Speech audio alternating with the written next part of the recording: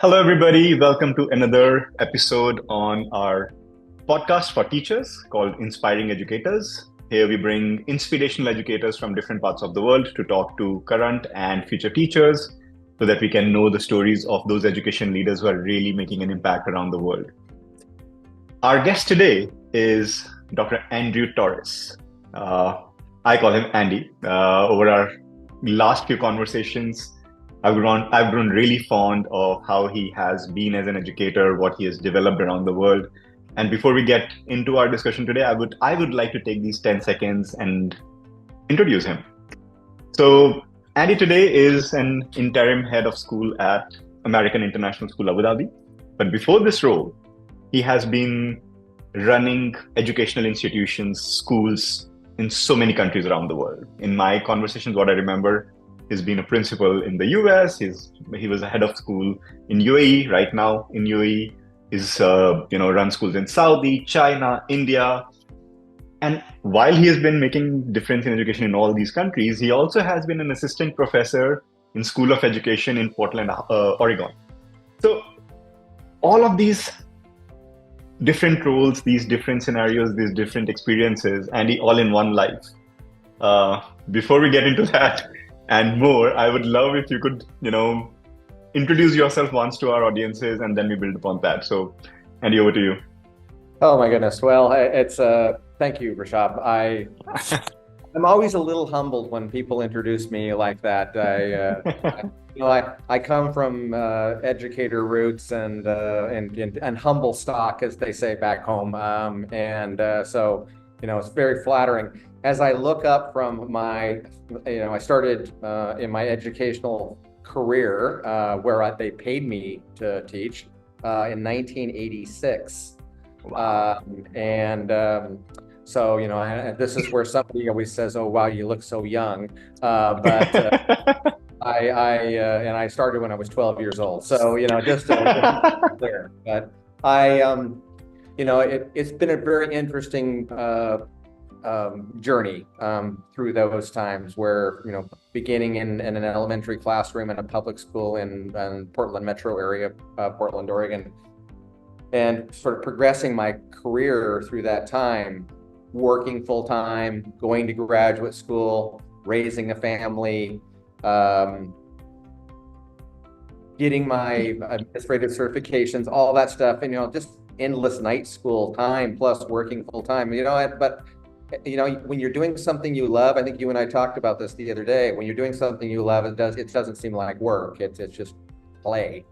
And as long as I feel like there's some play in my work and there's joy in my work, and I feel like we're making progress or making a difference, that I'm never afraid to step away, step into something like that. So, Wow. the interesting part, for me really has been when I moved overseas, and I made that decision basically at a time in my life where I felt like that was like a good thing to do, because I just needed some change or a mix up and to do something really dramatically different. At the end of the day, though, I was still able to do my job in a context where my job was even more important. There was an urgent need. There was a community that needed leadership. There was children that needed solid education for a changing world that was changing right around us and before us. And so, when I stepped into Saudi Arabia, it was a really dramatic time in our history, 2001. And so we stepped into that place and really met the needs of a more diverse community than I ever could have imagined seeing in my home country. And when you say 2001 Saudi Arabia, and what I remember is 2001 Saudi Arabia was nothing like what it's today. No. It was, all of this infrastructure that we see today, all of this newness that we see today, Right. The internationalization that we see today, all of this didn't exist back then. So, and you made a decision to go there. Please go ahead. Please continue with this story. I've never been afraid to jump into something that sounds interesting. And, to be fair, I took the job sight unseen. I've taken 3 jobs sight unseen in my career. That was the first one. Did the same thing when I moved to Shanghai. Took the job sight unseen, interviewed, on the phone in person in Saudi Arabia, interestingly enough, and then took the job there. Became an elementary principal and middle school principal. I was just those two roles for a couple of years, and then was promoted to deputy superintendent, what my title was then. That was a growing school. When I first arrived in my campus in Shanghai, we only had 450 students. When I left, 1,300, and the school as of itself had grown to over 3,000 students on two campuses, 75 kilometers apart. When I arrived, there was no technology infrastructure. We were still using antiquated desktop computers. There was, a counterfeit Wi-Fi system that had been installed in the school. And when we left, we Andy, what year was this? Sorry, I missed that. What year was 2005. 2005. And left in 2014. So it was 9 long years. 9 or years. 9 short years, maybe 9 short years, considering what you built. It was a whirlwind of growth and excitement and innovation. We were the first school in mainland China to move to a Macintosh-based one-to-one laptop program. We were flying 2,000 to 2,500 laptops at any given moment over what was Wi-Fi back then. You think about what that means back in 2008, 2009. It was pretty monumental stuff. So the internet really wasn't much. Google really wasn't much then compared to what we have now. There was no such AI, all that kind of stuff. I think Facebook was just starting in 2007, 2008, right? Or taking speed at that time. Yes. Never much of a problem in China, though. Never much of a problem. So 9 years, and you said 2007. And then I took my first full school directorship role in the UAE in 2014. Came to work at Universal American School for ESOL education there, and ran that school for 4 years.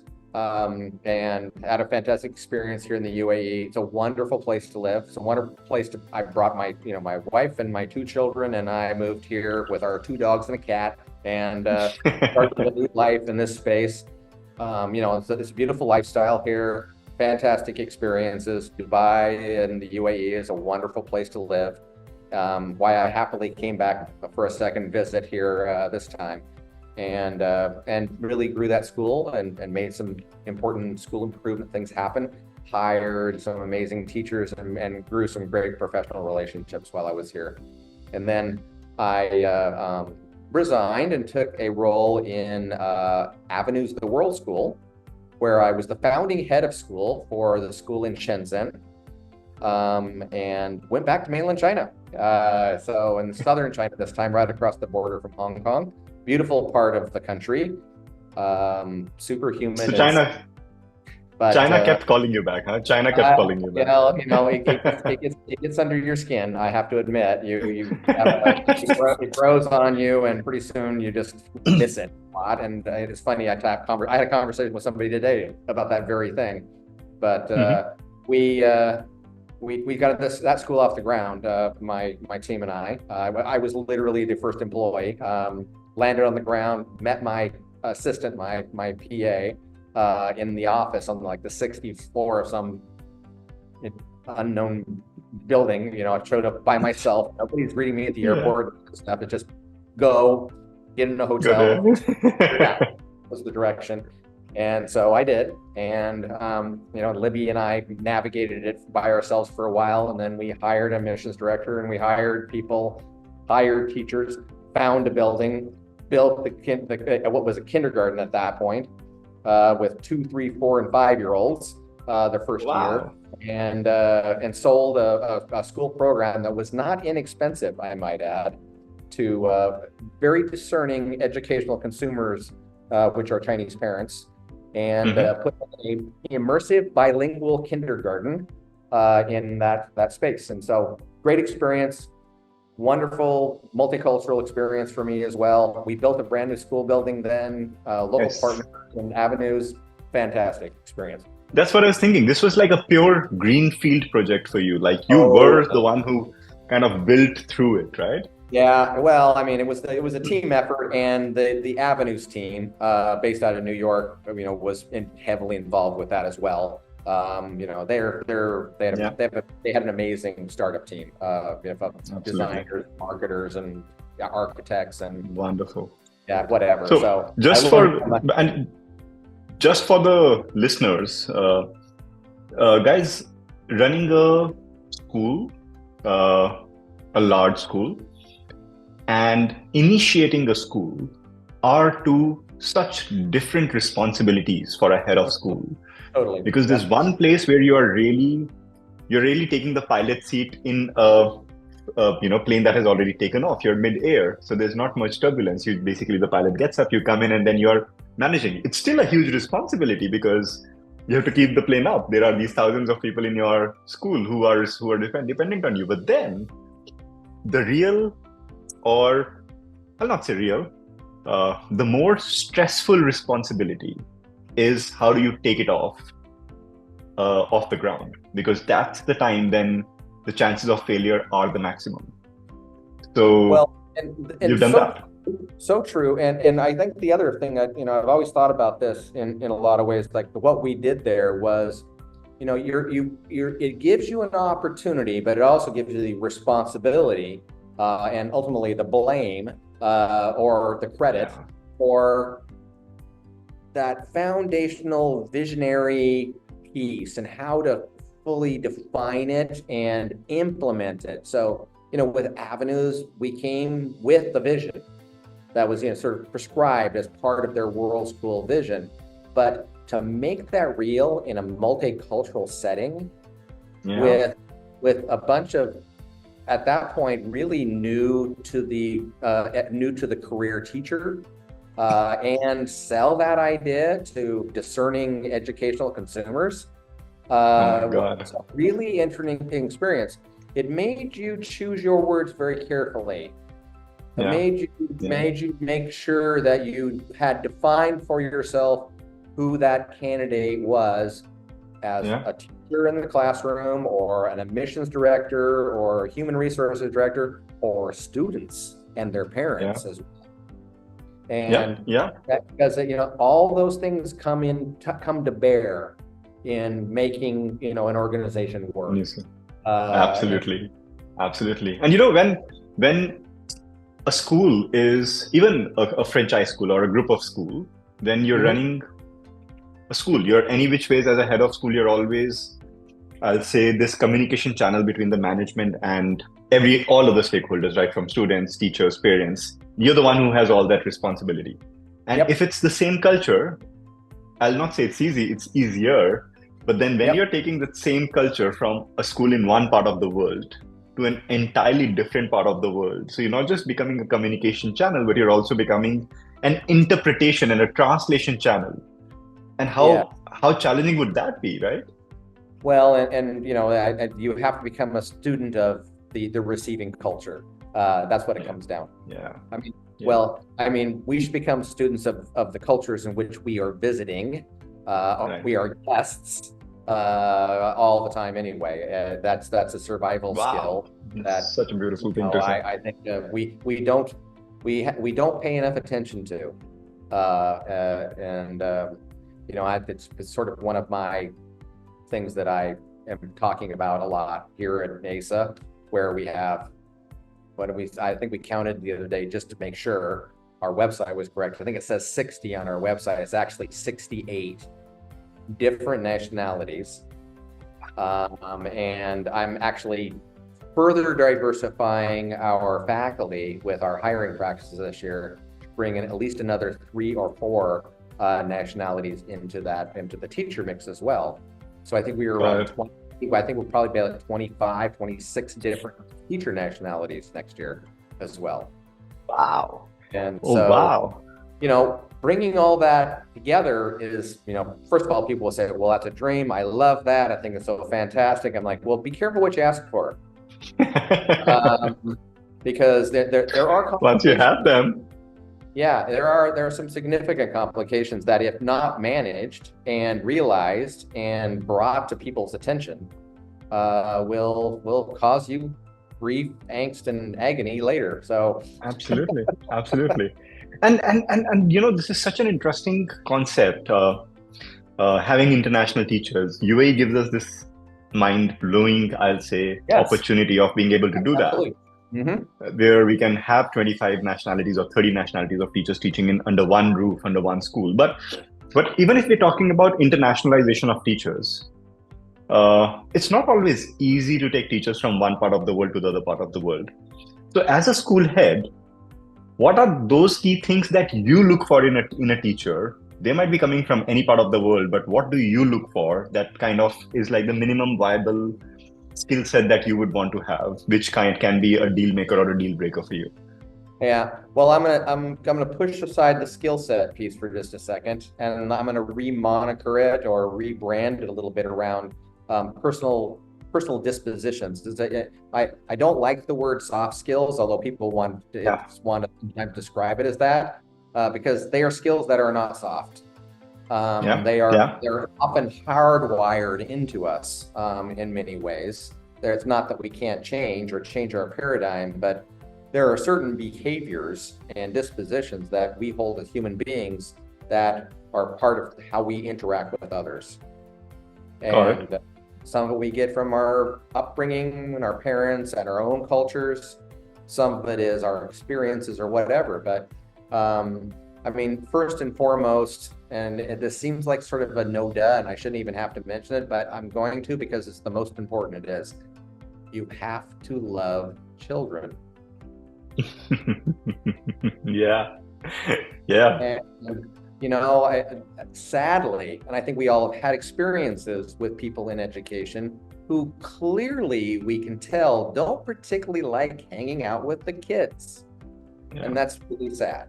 And so, you have to be a rabid, fervent child advocate, and especially in environments where multiculturalism is a challenge, because there are going to be people who see things in different ways, in the ways you treat children, the way you educate children, or where you address children.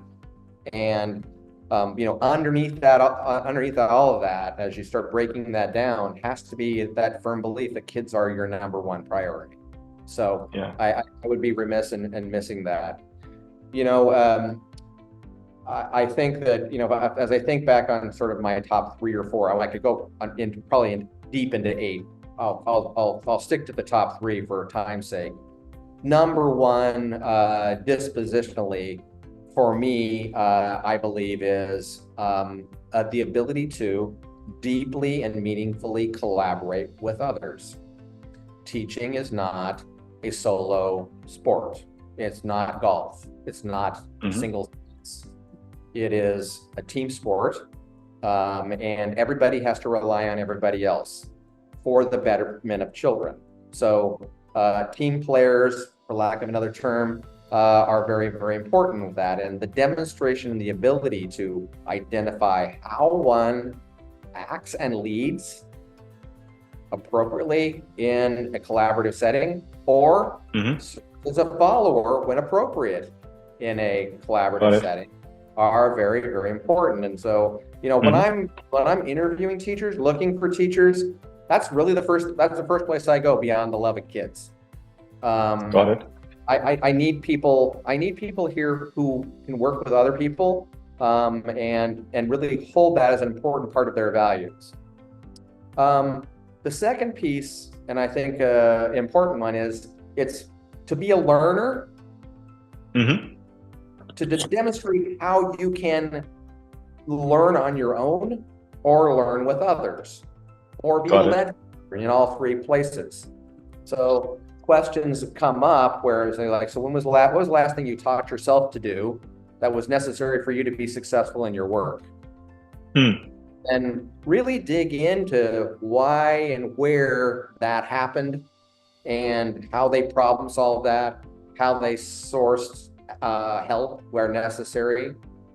Yeah. And then the follow-up to that is, so if you're a learner, how do you help the people around you learn that same skill so they don't have to themselves? Yeah. So again, for all the listeners, guys, when a head of school says, when was the last time you realized that you have to learn something and what was that skill that you learned? I'll request everybody to not mention that, okay, my school arranged a CPD program last week and that was the last time I learned, because Exactly. that's not what a head of school wants to hear. That's what you were forced to do. That was not what you wanted to do, or that's not what you kind of figured out yourself that I should be doing this. And I think that's what you're saying, Andy, right? Or you can, but take it another step. Like, I was introduced to this idea, A, and I took it to B, C, D, E, and F. Absolutely. And then Absolutely. I sat down with my team and we looked at the data when I implemented this change in my classroom and said, look, it came out. Students can do now. Beautiful. How about we all do that? Or how can I help you? That sort of a thing. So it's some of the best learning we learn is sort of forced upon us, but it's do beyond that. So the other piece that, as part of that learning process, though, is around what's the most important lesson. So as a learner, you also want to take your lessons from others, good and bad.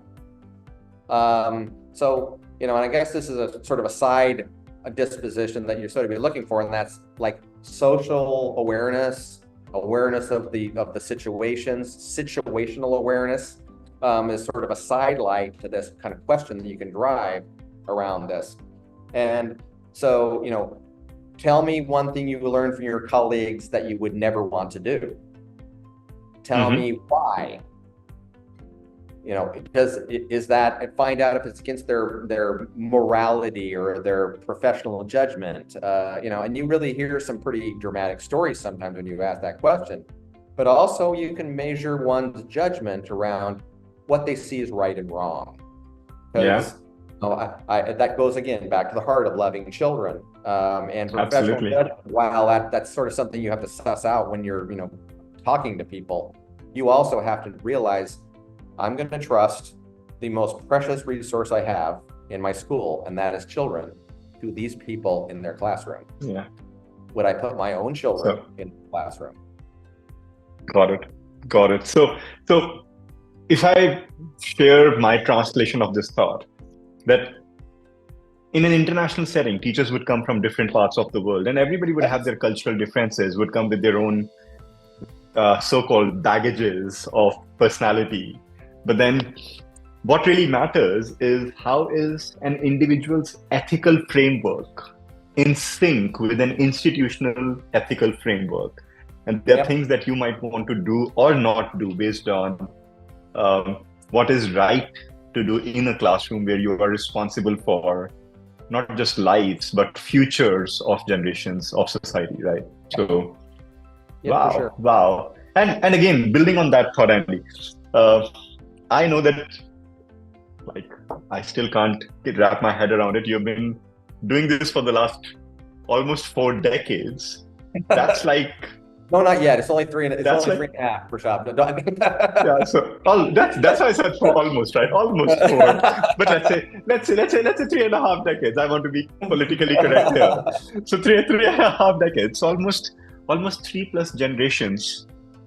If I say 10 years is a generation now, earlier it used to be 20 years. Now they're considering it 10 years, and I think the newer discussions are, should we consider 5 years as a generation? But let's not go there right now. Let's say 3 generations. I know that the role of the teacher has evolved in a very big way. And while you mentioned that you started working on technology and MacBooks and everything back in 2007, 2008, I know a major part of the world was still not, I'll not say open, they were open, but they had still not implemented this even for most part of the world by COVID. By up to COVID, right? It was COVID that came as a hard reset of the education software for the world, where everybody said, just like our mobile phones sometimes say, if you want to continue using this app, you need to update your app. It was like it was like the world saying, if you really want to use this education system, you need to update your hardware, and everybody then moved online. Yep. I think as an educator, pre-COVID and post-COVID are going to be a very big difference creating milestone for education systems around the world. How do you see it from a lens of a head of school in multiple countries? What do you think are the major challenges that teachers have faced in the past in the pre-COVID era, and what are the major challenges that teachers are facing today? Well, first of all, I'm personally a little frustrated about the pace of change post-COVID.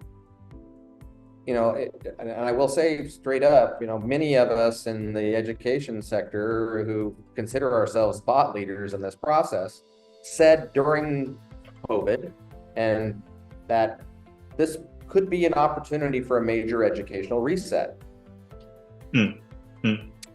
And in many ways, I think if you were to get up and wander around schools, you see the same thing going on again. We're back. Right. And so, to answer your question though, I think this is where educational roles are. I think maybe, there's some other things in the wind that's going to really force us to move along. Post-COVID is certainly part of it. And I think that the one thing that it did do amazingly well for us, it made teachers more comfortable using these machines and being more comfortable in this space. Like you and I didn't even think twice about getting on this call today. We've done thousands of them, right? Yeah. So, that's one part of it. And the technology, you said to a teacher, well, we have an LMS and we're going to use an LMS, and they know what an LMS is and they know they can do it. They may not feel like they're fantastic at it, but they can manage an LMS. Okay? Yeah. Great. Yeah. A huge step. Technical, sort of simplistic, but it gives them a tool that they can use in a different way and redesign the classroom setting. The other piece that's going to be driving a lot of this, and something you and I talked about a little bit before, was the implementation and the reality that AI is going to change the way we deliver instruction in classrooms. That's an earth-shattering change that is going to bear down on education very hard, very, very soon, and it already has in a lot of ways. So when I was teaching at the university, I revamped my entire coursework to integrate AI into their practices. Why? Well, research shows 50% of the teachers who enter into the workforce, into a workforce that's already thin and shallow, leave in 5 years. Why? Workload. I said to students, research shows there are 20 people in this room, 10 of you will not be in education in 5 years after you graduate. And that just brings up the room, right? Because workload, expectations, social pressures, all that kind of stuff are on here. So the role of the teacher in a lot of ways has changed. It changed. Number one, so you have to keep an eye on the future. You have to keep your eye on the educational trends. You have to be able to adopt quickly, be light-footed, be adaptable, adapt to change. That third piece of that attribute that I would talk about is like, so how do you adapt to change? How do you react to it? What is your comfort with ambiguity? Do you hold your opinions tightly or loosely? Wow. Oh, wow. At Avenues, we would say, we want people who have strong opinions held loosely. We want you to keep your mind open, in other words, to ideas and change. And so, it's that piece that I think is going to be, that's going to make the difference between being extremely happy and feeling productive and engaged in this career, or frustrated and angry and going to leave. Wow. And it's no different out here than it is back home in the United States for me. There are frustrations in both places for different reasons, by the way, but there's still frustrations in our work. but by being comfortable with change, being comfortable with the unknown that's in front of you, being willing to try and learn is going to make the difference in your career, and it's going to make you a better and more successful educator every single time. Well, you see, one thing that you said, which really hit me so hard, that how comfortable are you in handling which is ambiguous, which is not well defined. It's so important, because I think that's absolutely the role of a teacher, right?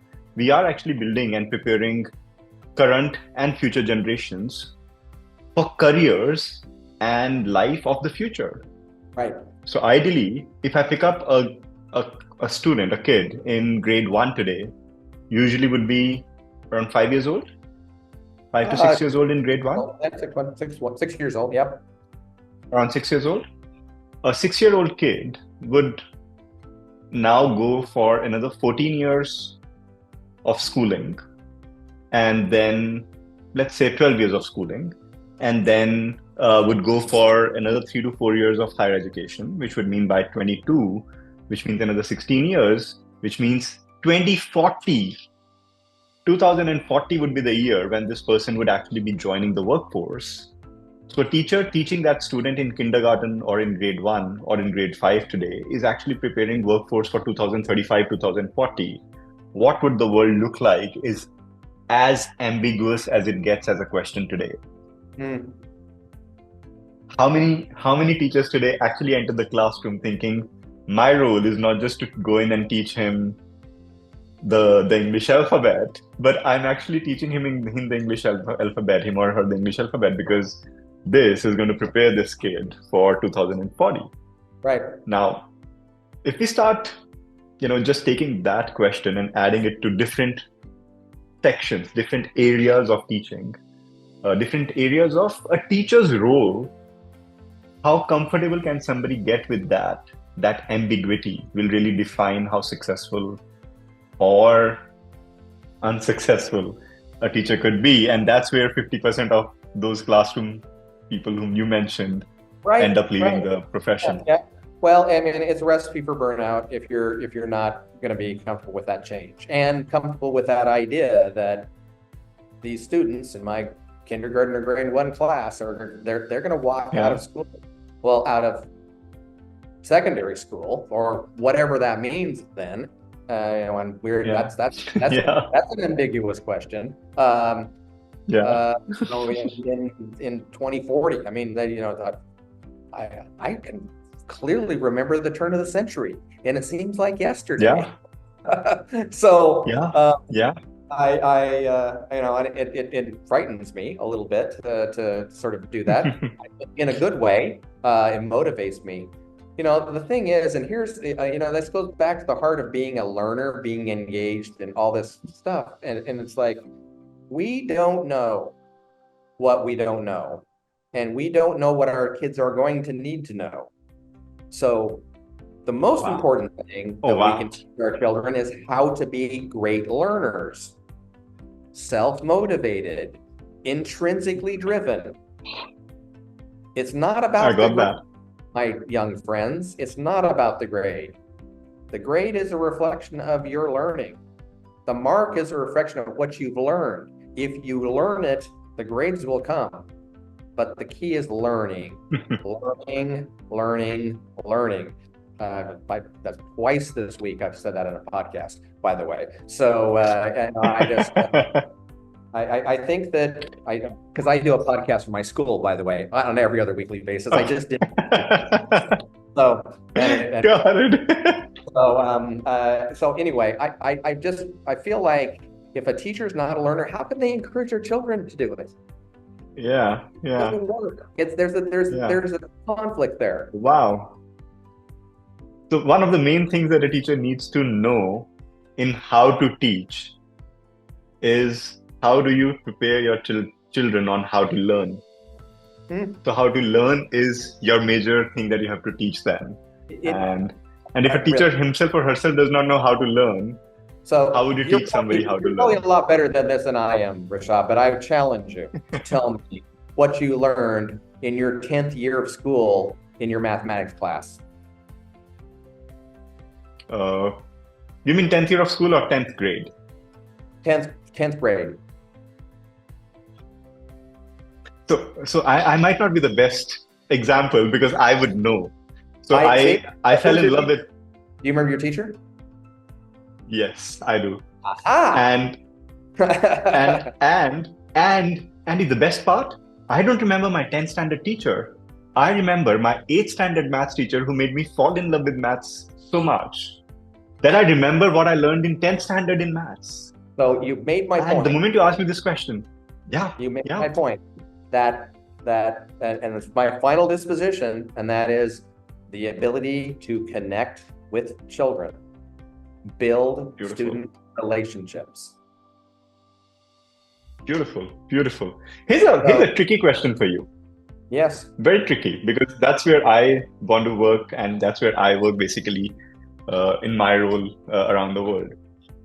So, we prepare teachers, right? We prepare teachers for global roles. And one question that has been coming to me, into my mind for many years is, if I pick up the top teachers from different parts of the world, let's say I pick up an outstanding teacher from the US, an outstanding teacher from UK, Australia, China, India, would there be a very big difference in their teaching styles or learning styles or their teaching? I feel everybody has an individual personality and a teaching personality. All teachers have an individual personality, that's the person who they are. And they have a teaching personality, who they are in a classroom. And I feel these are two different people. So what would be the major difference between people coming from different nationalities, from different backgrounds in their teaching personalities? What would be common in them, which makes them an outstanding teacher, even in an international setting in the UAE?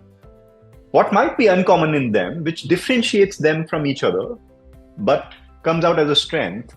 And that's why people want to hire teachers from that part of the world. To give you an example, many times people have come to me and said, different parts of the world, governments, schools come to me and they say, well, you're from India. We need 500 maths teachers. Can you help us? Because we know that Indian maths teachers are good. I don't know how. Yeah. All right. I don't know how true that is, but this is like a differentiation that people have created in their mind. I would trust your opinion much better than many people here. Many people that I know, because I know you've truly built schools in different parts of the world. And what are the differences that you've seen in teachers' personalities? So, and feel free to give any examples that, okay, teacher from this part of the world, this stands out, this part of the world, this stands out. Or if you want to just share what are the common things that you see in outstanding teachers from different parts of the world. Well, that's a difficult question to answer. Because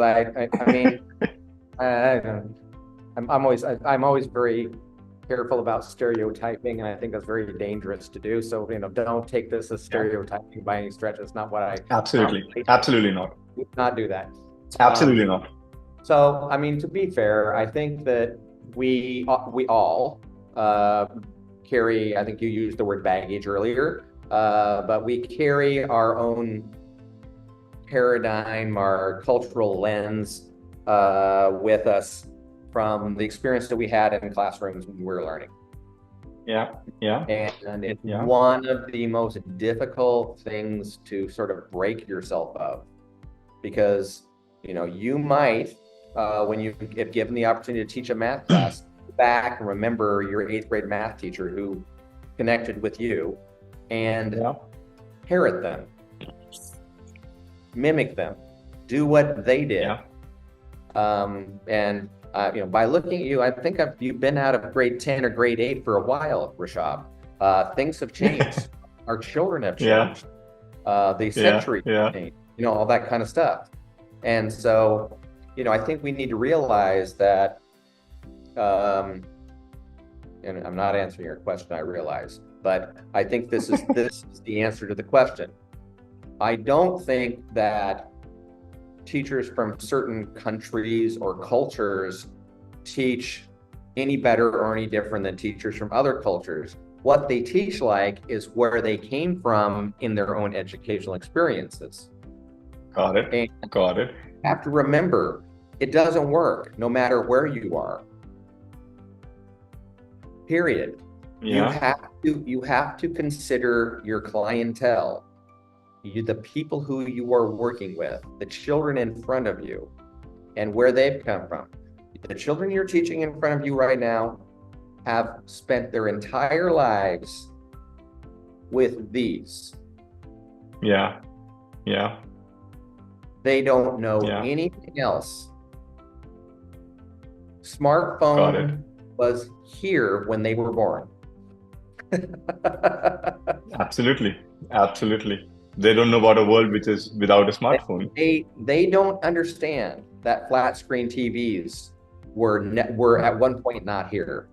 That Yeah. visual displays were not everywhere. That billboards on the sides of highways didn't move. Yeah. There's some really interesting work that historians do in this area that give us some perspective on where we came from and where these kids are graduating this year and what was happening in the world when they were born and what they've never known about. And so, our kids are used to personalized experiences. Personalize everything, actually. Yeah. Everything's personalized. They're used to automatic algorithms for everything in their life. Yeah. Yeah. I agree. It's so innate, they don't even question it. And so, their the role of a teacher then are not personalized right now, to the extent that they need them to be. I'm going to go back to the AI thing, and I think technology is coming to a point where that dream of, a truly personalized one-on-one education, where everybody moves 2 state lines to the right on the bell curve, it's coming to bear. It's coming to bear, and we need an education right now because thanks to the pandemic and the lack of personalized education and the lack of being in school where they need to be, they've sort of tipped to the left on that bell curve as well. So for most of us, I think, I see teachers from different cultures coming into schools, and then it's about setting that cultural expectation of this is how we interact. This is our standard. Listen, learn, change your paradigm based on the culture that's in front of you. If you're a new teacher and you're coming in from another culture, like Andy Torris going from Oregon to Saudi Arabia, I had to go, it's different here. What's going on? Yeah. Ask good questions. Got it. Demand of your employers cultural orientation. If they don't do it already, most of us do, by the way. You're in the UAE, you have to spend time with your employees talking about cultural norms. Absolutely. If you don't, you're going to get in trouble. Your school's going to get in trouble. So instead, be proactive, learn about the culture, the people whom you are serving, and then seek ways to understand how to get to them to know you and your culture as well. Because I think that's the other piece that's really important. We hire for diversity for a reason. We don't want you to be the same, but we also want you to realize that you're not in your own country anymore. Got it. So here is the answer that I got then, because I have to give this answer to my listeners. So the question was, what are those common traits in all of the outstanding teachers that you get from different parts of the world? And the answer that I got was, a teacher might come from any background, from any country around the world, till the time they are aware that they have to be a learner of the target clientele of the target country, of the culture of the target country, and they're able to imbibe those requirements as principles in their personality and in their teaching, they come out as outstanding teachers because they are differentiating the product based on the requirements of the target school, the target culture, the target country. Right. Did I put it well? Yep. I Got agree. it. Got it. So last part of the podcast, where I always ask education leaders from around the world about skilled teacher shortages and skilled teacher shortages. And I Yes. know that that's not just a local phenomenon in one part of the world. Globally, schools, governments, parents are Yep. suffering from skilled teacher shortages. Yep. Um, I have been a very strong proponent that this is not a local problem, this is a global problem, and this cannot be solved locally. We have to make teaching an international profession.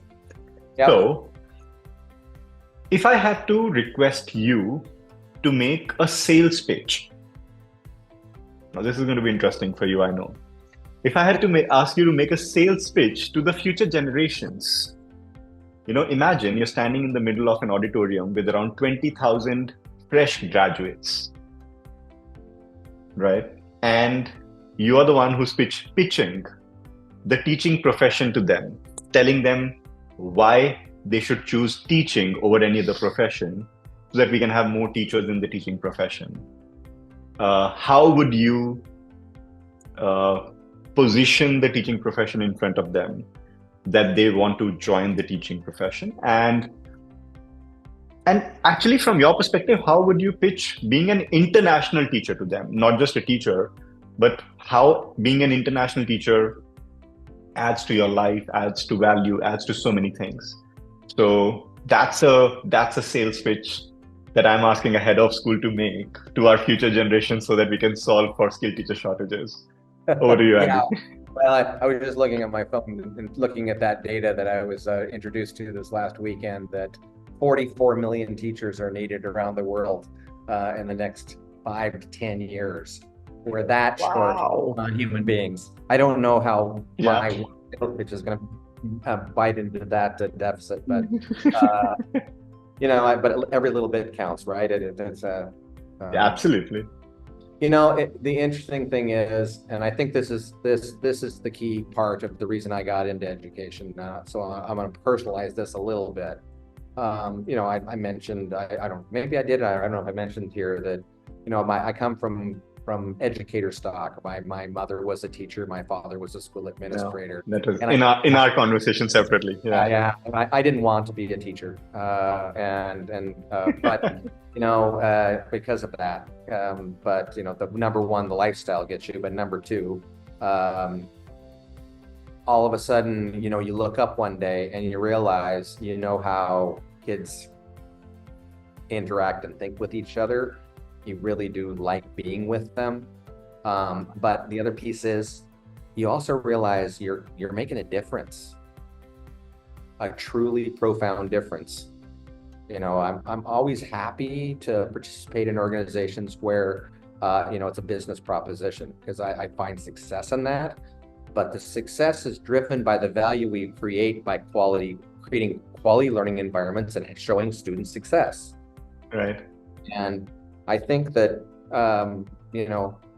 we all want to do something in this world that changes something for the better. I really do think that's an inherent human quality. In some way, shape, or form, we want to know that we're making a difference. People get involved in different vocations to do something profound, to change the world. Change the world for yourself, change the world of your family, change the world for the better. If you really want to change the world, though, become a teacher. Because over the years, and I think about this, so I just simplified it just being a elementary classroom teacher, and I did that for 37 years. At average 27 to 28 kids per classroom over that many years, I would have been able to change the world for all those children. Wow. But as a school head, yeah, all of a sudden that circle got much larger. Yeah. As a college professor, those people would go out and multiply that influence times hundreds and thousands over and over the years to go. And it's fulfilling. It's it makes you feel like you're really doing something important. Mm-hmm. Mm-hmm. On top of that, let me just add, you hang around with some really fun people. Teachers are wonderful colleagues on the whole. They're engaging, they're gregarious. We're talkers. We enjoy knowledge. It's a fun party every time when you get a bunch of teachers together.